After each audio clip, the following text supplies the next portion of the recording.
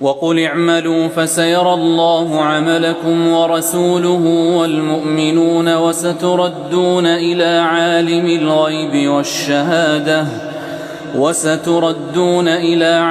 الغيب والشهادة فينبئكم بما كنتم تعملون. وآخرون مرجون لأمر الله إما يعذبهم وإما يتوب عليهم والله عليم حكيم. والذين اتخذوا مسجدا ضرارا وكفرا وتفريقا بين المؤمنين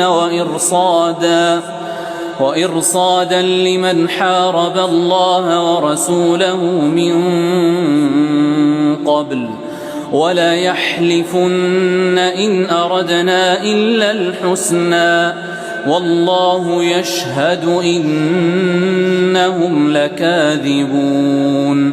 لا تقم فيه أبدا لمسجد أسس على التقوى من أول يوم أحق أن تقوم فيه رجال يحبون أن يتطهروا والله يحب المطهرين. أفمن أسس بنيانه على تقوى من الله ورضوان خير أم من أسس بنيانه على شفا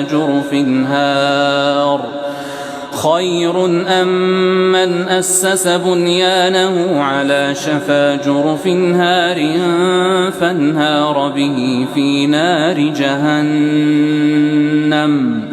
والله لا يهدي القوم الظالمين. لا يزال بنيانهم الذي بنوا ريبة في قلوبهم إلا أن تقطع قلوبهم والله عليم حكيم. إن الله اشترى من المؤمنين أنفسهم وأموالهم بأن لهم الجنة يقاتلون في سبيل الله فيقتلون ويقتلون وعدا عليه حقا في التوراة والإنجيل والقرآن ومن أوفى بعهده من الله فاستبشروا ببيعكم الذي بايعتم به وذلك هو الفوز العظيم. التائبون العابدون الحامدون السائحون الراكعون الساجدون الآمرون